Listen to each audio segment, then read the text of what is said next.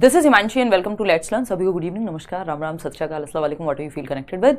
Start करेंगे, समझेंगे Hindi pedagogy के कुछ 30 क्वेश्चंस हैं जो रिपीट भी होते हैं, जो इम्पॉर्टेंट भी हैं, जो कुछ क्वेश्चंस आपको मुश्किल भी लगेंगे, कुछ क्वेश्चंस आसान लगने चाहिए। बट हिंदी पेडागोजी में आप लोगों की स्थिति जैसी है, क्योंकि जब से पेपर ऑनलाइन हुआ और उसके बाद ऑफलाइन में भी थोड़ा सा जो टर्म्स हैं उनको मुश्किल इंट्रोड्यूस किया गया। तो समझेंगे, पेपर 1 हो, पेपर 2 हो, लैंग्वेज 1 हो, लैंग्वेज 2 हो, उसी तरह से यहाँ पे कोशिश की गई है 30x30 सीरीज में कि वैसे हम इसको 15 रखते थे, बट कि लैंग्वेज 1 लैंग्वेज 2 दोनों को मिक्स कर लें। पेपर 1 का एक सेट ले लिया, पेपर 2 का ले लिया, फिर कुछ नए क्वेश्चन जोड़ दिए, पुराने जोड़ दिए, ताकि हर तरह के क्वेश्चन हमारे मल्टीपल टाइम्स प्रैक्टिस हो जाएं। 15 नंबर की हिंदी आती है, अगर आप ढंग से प्रीवियस ईयर भी कर लेंगे तो मोर देन इनफ हो जाएगा। चलिए खैर समझते हैं कहानी। आप पोल में जवाब देंगे। कल क्लास नहीं हो पाई थी, I was not feeling well. आज बैच की क्लास नहीं हो पाई है ना, बट मैंने सोचा यूट्यूब पे आते आते थोड़ा सा मैं ठीक महसूस कर रही थी, तो और मेरे मन में था कल बैच की क्लास हुई थी तो यूट्यूब पे नहीं हो पाई थी। तो अभी चीज़ें वैसी चल रही हैं कि मैं कोशिश कर रही हूँ जितना जहाँ क्लास ले पाऊँ ले लूँ। अभी पूरी तरह से तो हेल्थ बेहतर नहीं हुई है। टेलीग्राम चैनल पे आपके 2-3 PDFs हैं जो पेंडिंग हैं, ये भी वहीं मिल जाएगा विद आंसर्स। स्टार्ट करेंगे, समझेंगे कहानी। पेपर में आपके समय ज़्यादा नहीं है, मेरी भी कोशिश है कि क्लासेस आपकी कंटिन्यू हो शाम को 7 बजे यूट्यूब पे, और बाकी जो बैच का टाइमिंग है करियर विल ऐप डाउनलोड करके आप बैचेस में अभी भी एनरोल कर सकते हैं, अगर आपको लगता है कि आप कवर कर लेंगे प्रीवियस। और वहाँ हम चैप्टर वाइज सारा कुछ डिटेल्ड मॉक टेस्ट वगैरह सब कुछ मिल ही जाएंगे आपको एक साथ। और जो लोग D+B की तैयारी कर रहे हैं वो भी पेडागोजी स्पेशल बैच एक है, उसमें एडमिशन्स ओपन है, एनरोल कर सकते हैं करियर विल ऐप डाउनलोड करके। चलिएगा खैर, ये बातें चलती रहेंगी। देखिएगा क्वेश्चन नंबर 1, आंसर कीजिए, पढ़िए क्वेश्चन को। क्वेश्चन नंबर 1 क्या कहता है? निम्नलिखित में से कौन से 2 सीखने की वर्तमान समझ के अनुसार सत्य है? सीखने की वर्तमान समझ यानी प्रेजेंट नॉलेज ऑफ लर्निंग या अधिगम जिसको हम कह देते हैं। तो प्रेजेंट नॉलेज ऑफ लर्निंग की बात हो रही है कि सीखने की तबीयत बेटर है भैया, पहले से बेटर है, बट समय लग रहा है, वीकनेस बहुत है। निम्नलिखित में से कौन से 2 सीखने की वर्तमान समझ के अनुसार सत्य है?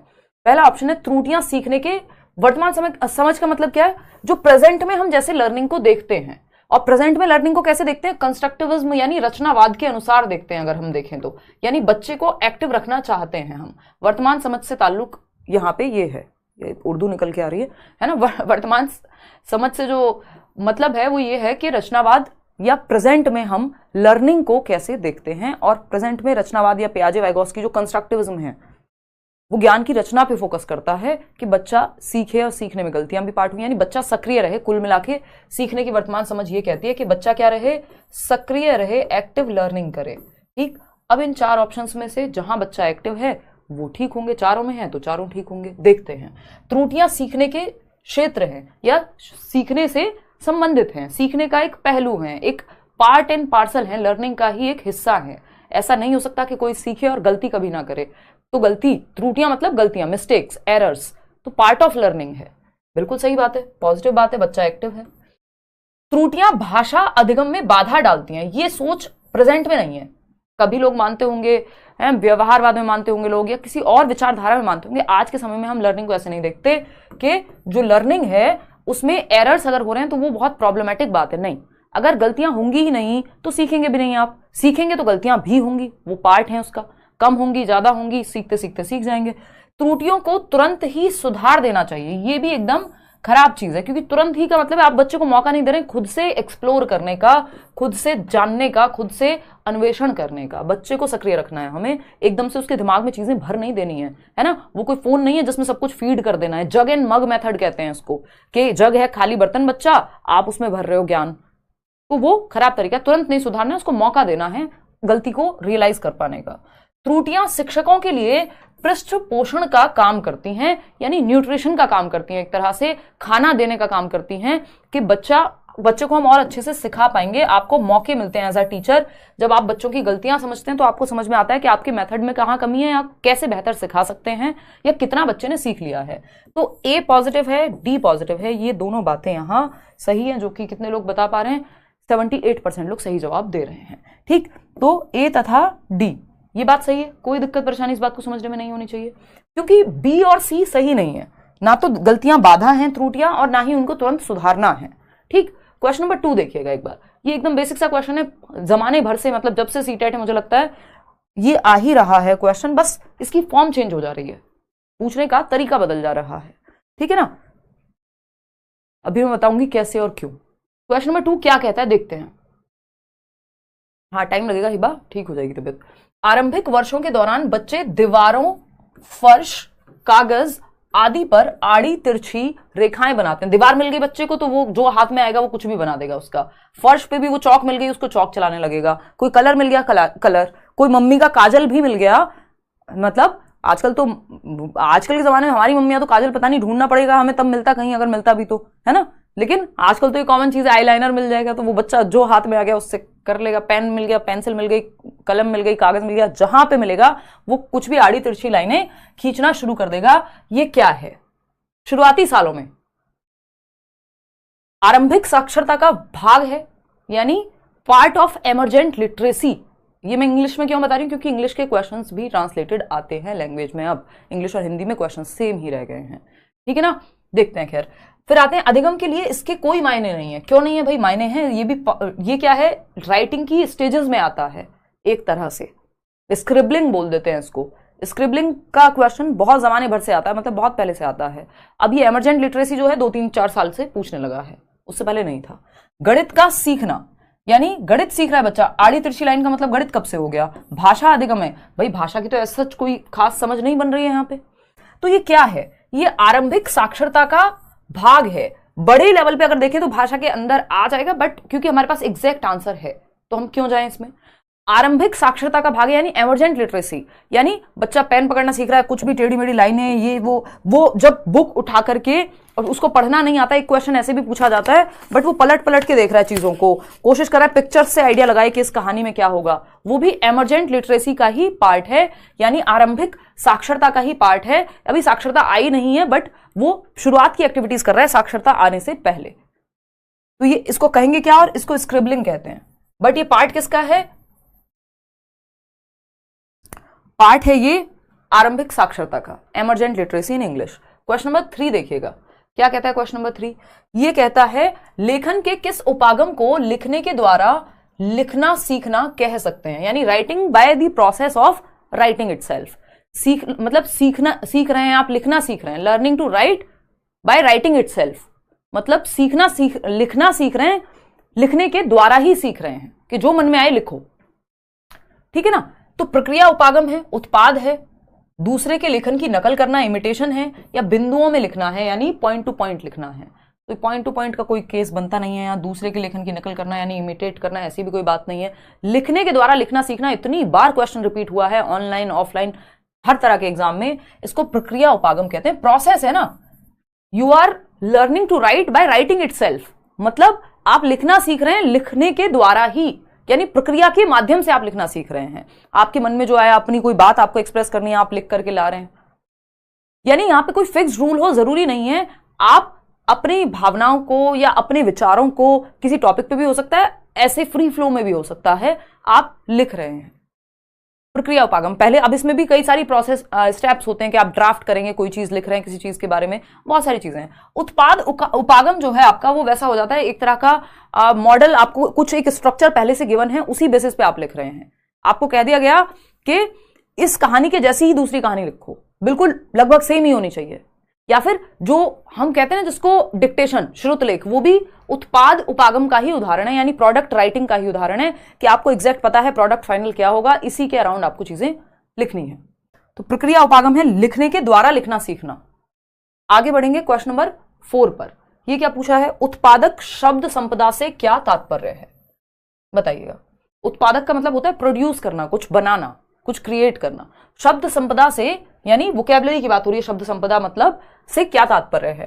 पहला ऑप्शन है जिन शब्दों को हम सुनते और पढ़ते हैं उनकी पहचान करते हैं, यानी जो शब्द हमने सुने और पढ़े उनकी पहचान कर रहे हैं हम, ये उत्पादक शब्द संपदा है। बट हमने इसमें क्रिएट क्या किया। फिर आता है वे शब्द जिनको हम बोलते समय प्रत्यास्मरण करते हैं, रिकॉल कर रहे हैं जिन शब्दों को हम, वे शब्द जिन्हें हम लेखन और वाचन में प्रयुक्त करते हैं। लेखन और वाचन मतलब लिखने और पढ़ने में, वाचन मतलब रीडिंग और राइटिंग में प्रयोग कर रहे हैं। तो उत्पादक का मतलब क्या हुआ, जहां पे हम प्रोड्यूस कर रहे हो, प्रोडक्टिव स्किल जिसको हम कहते हैं। हम एक दिन स्किल का अलग से एक सेशन रखेंगे भाषा कौशल पे, सूबो पाली, सुनना बोलना पढ़ना लिखना। अब इन सूबो पाली में भी हम देखते हैं सूबो, सुनना बोलना पढ़ना और लिखना। तो सूबो पाली में भी आपको पता है सुनना और पढ़ना, इनको हम क्या कह देते हैं कि हम रिसीव कर रहे हैं कहीं से इंफॉर्मेशन को, और बाकी के दोनों जो हैं वो प्रोडक्टिव में चले जाते हैं, रिसेप्टिव में चले जाते हैं। हालांकि ये सवाल कुछ और कह रहा है तो इनकी बात हम नेक्स्ट अलग सेशन में करेंगे। क्वेश्चन पे आते हैं। उत्पादक शब्द संपदा यानी वो वोकैबुलरी आपकी जो आप प्रोड्यूस करते हैं, जिसको यूज कर रहे हैं, है ना, लिखने में और पढ़ने में, ठीक है। वे शब्द जिन्हें हम श्रवण व लेखन के दौरान पहचान नहीं पाते, नहीं पहचान नहीं पाते तो वो पैसिव हो जाता है एक तरह से, पहचान नहीं पाते, इवन पहचान नहीं पाते तो वो तो इवन वोकैबुलरी का हिस्सा भी नहीं है भाई, जिनको हम पहचान ही नहीं पाए, जिनको पढ़ के हमें समझ में ही नहीं आ रहा, ठीक। तो अगर हम देखें यहाँ पे उत्पादक संपदा कहाँ गया, पोल पहले हटा दिया, तो उत्पादक संपदा किसका हिस्सा है? उत्पादक संपदा वे शब्द जिन्हें हम लेखन और वाचन में प्रयुक्त करते हैं, है ना। पहले हम इसको उत्पादन संपदा को उत्पादक कौशल के रूप में देख रहे थे, बट पूछा कुछ और है क्वेश्चन ने, ठीक है ना, कि वो शब्द जिन्हें हम सुनते और पढ़ते हैं उनकी पहचान करते हैं, ये उत्पादक संपदा है? नहीं। वे शब्द जिनका हम बोलते समय प्रत्यास्मरण रिकॉल कर रहे हैं, नहीं। एक्टिव कहां है बच्चा? वे शब्द जिन्हें हम लेखन और वाचन में प्रयुक्त कर रहे हैं, यानी पढ़ने में भी और राइटिंग में भी, तो वो बार बार आ रहे हैं शब्द, ठीक है। आगे बढ़े, सिर्फ सुनते और पढ़ते हैं तो सुनते और पढ़ते में फिर रिसीविंग आ जाएगा सिर्फ, जबकि लेखन में सच में उत्पादन भी होगा और पढ़ के भी हमारे अंदर वो शब्द जा रहे हैं और फिर उसको लिखने में हमारे वो काम आएंगे। तो बेटर ऑप्शन 3 हो जाएगा, ना कि फर्स्ट, क्योंकि वहां पे सिर्फ सुनना और पढ़ना दोनों ही रिसीविंग वाला हो गए। यानी रिसीविंग मतलब जो मैं अभी सूबो पाली आपको बताया था, सुनना और पढ़ना में दोनों में क्या है, ग्रम्यात्मक कौशल है, सिर्फ ग्रहण कर रहे हैं आप, जबकि यहां पे उत्पादन भी शामिल होगा, जिसको कल को आप यूज भी कर पा रहे हैं, ऐसी वोकैबुलरी। क्वेश्चन नंबर 5 देखिएगा एक बार, क्या कहता है क्वेश्चन नंबर 5। प्राथमिक विद्यालय की एक कक्षा में कार्टून पुस्तकें, बहुत से चित्र वाली 10 पृष्ठीय छोटी छोटी पुस्तकें और समाचार पत्र रखे हैं, जिन्हें शिक्षार्थी जब चाहें या जब भी समय मिले पढ़ सकते हैं। यहां कक्षा में क्या करने का प्रयास किया जा रहा है? मतलब क्या है, एक प्राइमरी क्लासरूम में कार्टून वाली कुछ बुक्स रखी हैं, कुछ मैगजीन्स होंगी ऐसी जिसमें पिक्चर्स हैं चाचा चौधरी टाइप की, या कुछ और जिसमें सिर्फ प्रिंट के माध्यम से बच्चा फोटो देख देख के समझ जाए क्या कहानी चल रही है, और छोटी छोटी 10 प्रश्न की चित्र वाली जिसमें बहुत सारे चित्र हैं, फिर छोटी छोटी 2-4 लाइन लिखी हुई हैं, चित्र हैं, तो छोटी किताबें हैं। रीडिंग हैबिट बिल्ड करना चाह रहे हैं बच्चे में। ये क्या है, प्रयास किया जा रहा है किस चीज का? मुद्रित समृद्ध परिवेश सृजित किया जा रहा है, यानी प्रिंट रिच एनवायरमेंट। बहुत इंपॉर्टेंट होता है भाषा सीखने के लिए कि हमने आसपास क्लासेस में हम देखते हैं कि चार्ट्स लगे हुए हैं, है ना, कुछ और बना हुआ है, कोई कहानी का प्रिंट लगा हुआ है। उसी तरह से जब किताबों में बहुत सारे प्रिंट्स हैं, कार्टून है, चित्र हैं, तो मतलब हम मुद्रित समृद्ध या प्रिंट रिच एनवायरमेंट क्रिएट कर रहे हैं, जिससे बच्चा भाषा को आसानी से सीख पाएगा। उसके आसपास हर जगह देखने को भाषा का काफी माहौल है, चाहे वो प्रिंटेड किताबें हैं, चार्ट्स हैं क्लासरूम में, है ना, कोई एक्टिविटी है। शिक्षार्थियों में पठन संबंधी आदतों का विकास होना, ये बात ठीक है, लेकिन मुख्य जो बात है वो ये है कि प्रिंट रिच एनवायरमेंट है, ऐसा एनवायरमेंट जहां अपॉर्चुनिटीज हैं, अवसर मिल रहे हैं बच्चे को पढ़ने के, किताबें देखने के। ऐसा नहीं है कि एक क्लासरूम है बस और एक बोर्ड है, बाकी कुछ है ही नहीं देखने को, ना कोई किताब है ना कोई प्रिंट मटेरियल है, ठीक है ना। शिक्षार्थियों में ये अपने आप हो जाएगा, पहले आपको ये परिवेश तो सृजित करोगे तब तो आदत का विकास होगा।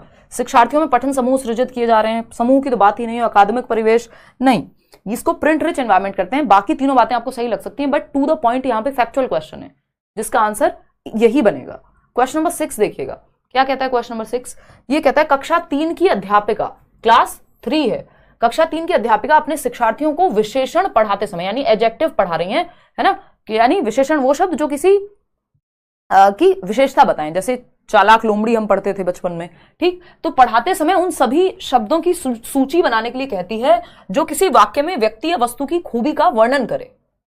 भाई किसी व्यक्ति या वस्तु के बारे में कोई विशेषता बताई जा रही है, विशेषण उन्हीं शब्दों को हम कह रहे हैं, संज्ञा के बारे में। यह कार्य सहपाठियों के साथ चर्चा करने के लिए कहती हैं, यानी जो बच्चे के क्लासमेट्स हैं, उसके दोस्त हैं, जिनके साथ वो पढ़ता है, सहपाठी जो हैं उसके, उनके साथ चर्चा करने को कहा गया है विशेषण शब्दों के बारे में, ठीक। शब्द संपदा बढ़ाने का यह है कौन सा तरीका, यानी आप वोकैबुलरी बढ़ा रहे हैं बच्चे की, कौन सा तरीका है ये? शब्दों के साथ संबंध बैठाना, संबंध बैठा रहा है बच्चा यहाँ पे, कैसा संबंध बैठा रहा है? रिश्तेदारी मजाक कर रही हूँ, मतलब संबंध कहाँ बैठाने की बात हो रही है यहाँ पे विशेषण पढ़ाते समय सूची बनाने को कह दिया कि कौन से शब्द विशेषण है, फिर ये वस्तु या विस्थान की खूबी का वर्णन कर रहे हैं, उन शब्दों को पहचानना है उसमें से, और फिर चर्चा करनी है, ठीक। तो ये कौन सा टेक्निक है?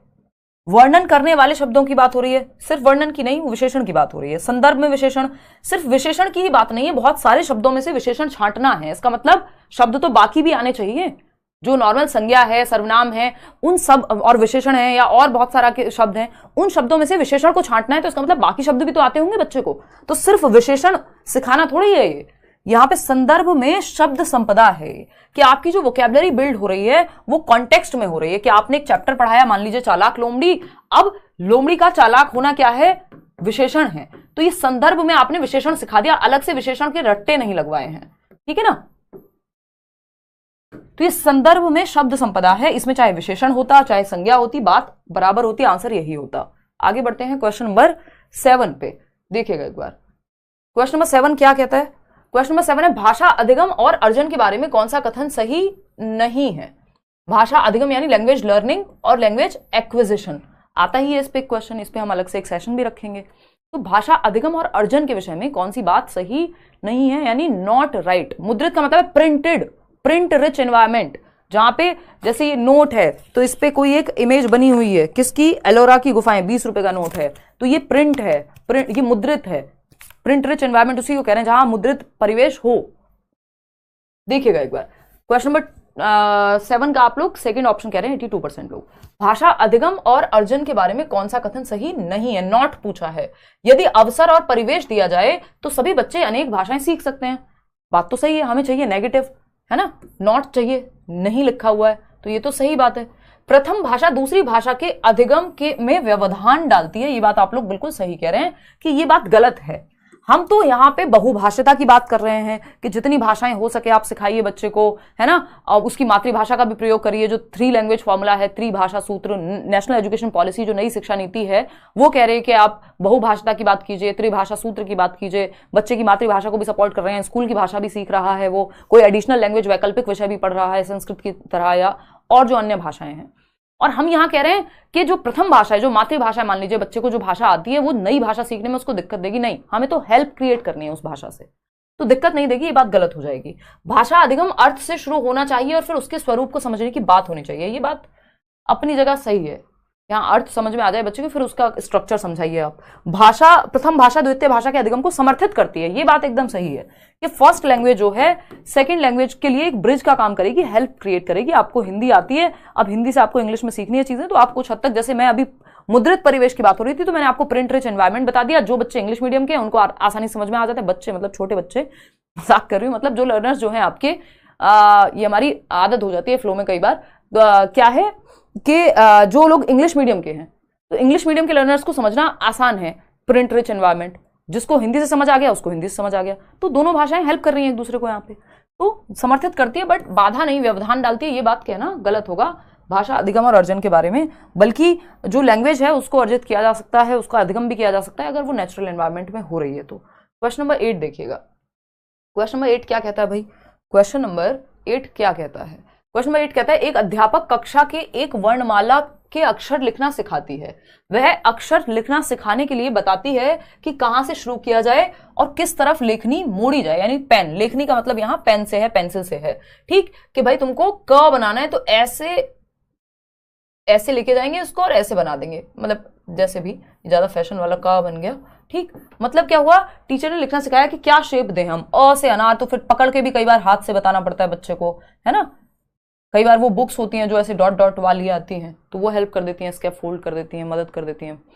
तो ये क्या है कि वो किसके प्रति समझ बनाने की कोशिश कर रही हैं, लेखन कौशल, रूब्रिक लेखन, लेखन के तरीके, या हाथ आंख समन्वयन के हैंड आई कोऑर्डिनेशन, नहीं, ये तरीका है, टेक्निक बता रही है कि भाई ये शब्द ऐसे नहीं ऐसे घुमाओ, ठीक।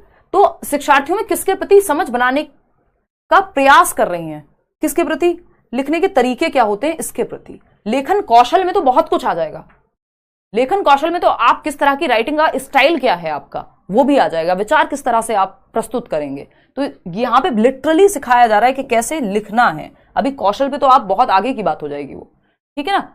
तो बेटर ऑप्शन लिखने के तरीके हैं, हम जाएंगे 3rd के साथ, आगे जाएंगे, मतलब अगर ऑप्शन ये नहीं होता लिखने के तरीके तो हम चले जाते फर्स्ट ऑप्शन के साथ, बट हमारे पास बेटर ऑप्शन अवेलेबल है। क्वेश्चन नंबर 9 देखिएगा, निम्नलिखित में से कौन सा अधिगम के लिए आकलन है, यानी असेसमेंट फॉर लर्निंग जिसको हम कहते हैं, सीखने के लिए आकलन, अधिगम के लिए आकलन, assessment of learning, for learning, as learning तो आप जानते ही हैं, है ना, ऑफ भी लिख लेते हैं, ऑफ लर्निंग आपको पता है समेटिव असेसमेंट योगात्मक मूल्यांकन का पार्ट है। फॉर और एस जो है वो आपके फॉर्मेटिव यानी रचनात्मक आकलन का पार्ट है। सीखने के दौरान अधिगम होगा, सीखने के लिए अधिगम होगा। तो अगर एंड में हो रहा है तो ऑफ लर्निंग यानी अधिगम का आकलन हो जाएगा वो। तो अगर हम देखें थर्ड ऑप्शन, आप लोग 90% लोग कह रहे हैं, देख लेते हैं। अधिगम के लिए आकलन है, सत्र के अंत में होता है अधिगम का आकलन, अधिगम के लिए नहीं होता। जब तो अधिगम हो चुका है ऑफ लर्निंग, तो अधिगम जो हो चुका है उसका आकलन तो अंत में होगा। तो अंत में अधिगम के लिए आकलन नहीं होता, दौरान होता है। वर्ष के अंत में अगेन फिर से ये तो अधिगम का आकलन हो गया, ऑफ लर्निंग। शिक्षण अधिगम प्रक्रिया के दौरान, एग्जैक्टली ये एकदम टैग वर्ड है कि शिक्षण अधिगम प्रक्रिया के दौरान विद्यार्थियों की प्रगति की निगरानी और उसमें सुधार के लिए आकलन तैयार करना, कि कैसे हम, जैसे हम अभी सीख रहे हैं, आप लोग पोल में जवाब दे रहे हैं, अभी इसी के दौरान हम आकलन भी कर ले रहे हैं, असेस कर पा रही हूं मैं कि कितने लोग सही आंसर दे पा रहे हैं। तो ये दौरान ड्यूरिंग होता है फॉर लर्निंग, क्योंकि सीखने के लिए आकलन है, अभी सीखना चल रहा है, उसके during the teaching learning process. ठीक, सिंपल है। राष्ट्रीय उपलब्धि सर्वेक्षण जैसी आकलन संबंधित गतिविधियां, तो वो तो सीखने का आकलन हो जाएंगी अगेन। चलिए खैर, third option is the right answer. आगे बढ़ते हैं क्वेश्चन नंबर 10 पर। अब कुछ ज्यादा देर हो रही है।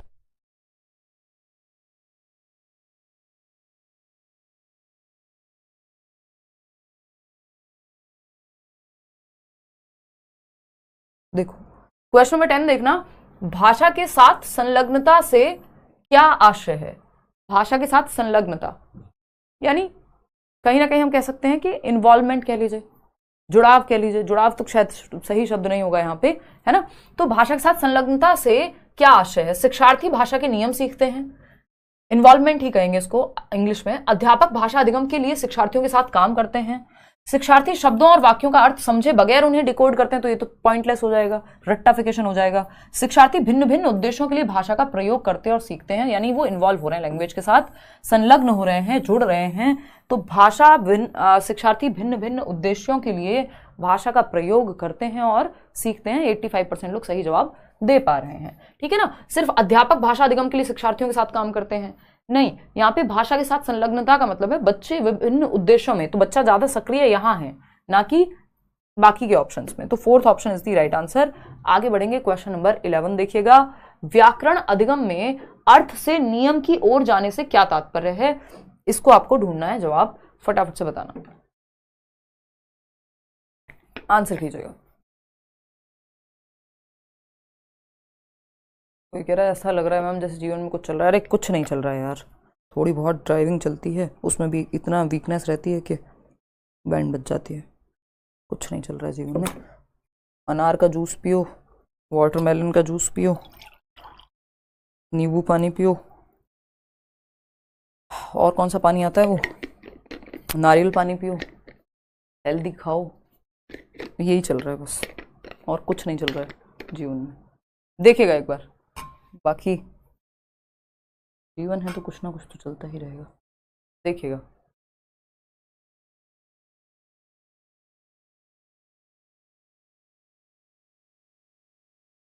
फटाफट से बताना।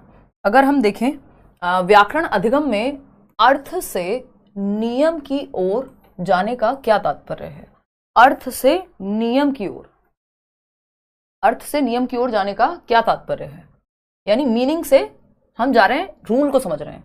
शिक्षार्थी पहले समझ के साथ व्याकरणिक नियमों का इस्तेमाल करते हैं और बाद में नियमों की खोज करते हैं। चलो ठीक है।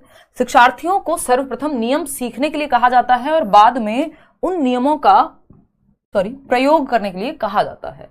तो ये तो फिर हम इसको निगमन मेथड, निगमन विधि यानी डिडक्टिव मेथड कह देंगे। बट यहां अर्थ से नियम की बात हो रही है, नियम से उदाहरण की बात नहीं हो रही थी, तो ये तो नहीं हो पाएगा क्योंकि निगमन विधि हो जाएगी डिडक्टिव मेथड। अध्यापक पहले नियम पढ़ाते हैं और शिक्षार्थी ड्रिल के माध्यम से नियम सीखते हैं, तो वो फिर अगेन वही डिडक्टिव मेथड, निगमन विधि हो जाएगा कि पहले नियम से उदाहरण की ओर जा रहे हैं। शिक्षार्थी पहले व्याकरणिक नियमों के प्रति समझ बनाते हैं और बाद में पृथकता में उनका इस्तेमाल करते हैं। व्याकरणिक नियमों के प्रति समझ बना ली और पृथकता में मतलब सेपरेटली बस रूल्स के रट्टे लगा रहे हैं, तो ये एकदम नेगेटिव है। बचता क्या है? एक ही ऑप्शन क्या है? शिक्षार्थी पहले समझ के साथ व्याकरणिक नियमों का इस्तेमाल कर रहे हैं, यानी उनको समझ में आई है चीजें और तब वो व्याकरणिक नियमों का इस्तेमाल कर रहे हैं और बाद में नियमों की खोज कर रहे हैं कि कहां से क्या चीज आई होगी। तो ये अर्थ से नियम की ओर इन्होंने एक क्वेश्चन ही नया बना दिया, जबकि ये डिडक्टिव मेथड के हिसाब से पूछा होता, निगमन विधि के हिसाब से, तो सेकंड ऑप्शन सही था। आगे बढ़ेंगे, क्वेश्चन नंबर 12 पे क्या है, क्या कहता है क्वेश्चन नंबर 12? भाषाओं के अधिगम के बारे में कौन सी बात सही नहीं है? नॉट राइट पूछा है, नॉट करेक्ट। पहला ऑप्शन है मातृभाषा बेहतर संज्ञानात्मक वृद्धि में मदद करती है, बिल्कुल सही बात है कि जो मदर टंग है आपकी वो आपके संज्ञानात्मक विकास, कॉग्निटिव डेवलपमेंट में, आपके दिमाग के विकास में मदद करती है, ठीक है ना।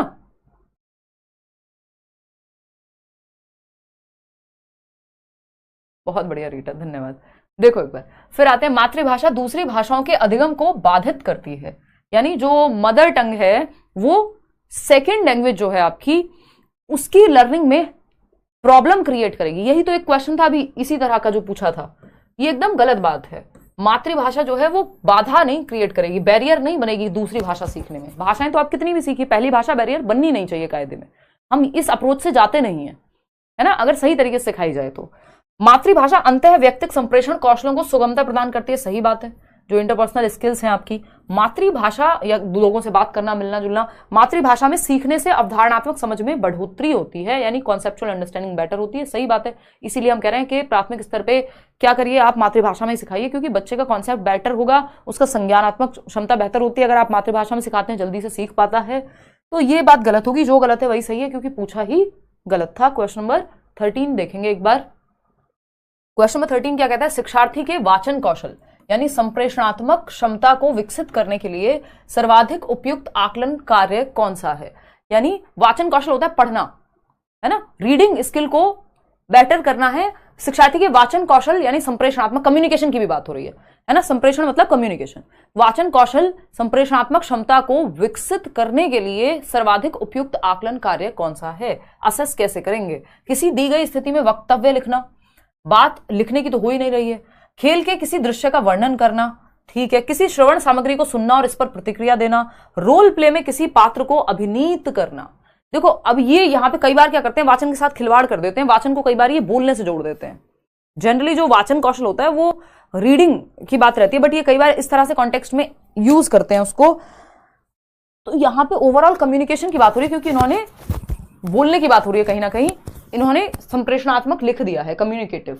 तो फिर आंसर सिर्फ यही बचता है कि कम्युनिकेशन कहां बेहतर होगा? जब रोल प्ले में किसी पात्र को अभिनीत करेगा बच्चा, यानी एनेक्ट करेगा किसी एक, मान लीजिए आप रामायण में रावण बने हैं, एक प्ले हो रहा है आपके यहाँ स्कूल में, है ना, आप जब किसी पात्र की भूमिका निभाएंगे तो आप सुनेंगे भी अच्छे से, आप पढ़ेंगे भी अच्छे से अगर उसके जो डायलॉग्स हैं, और फिर उसके बाद आप उनको बोलेंगे भी अच्छे से, तो ओवरऑल कम्युनिकेशन बेटर हो रहा है, चाहे वो पढ़ना हो, लिखना हो, है ना।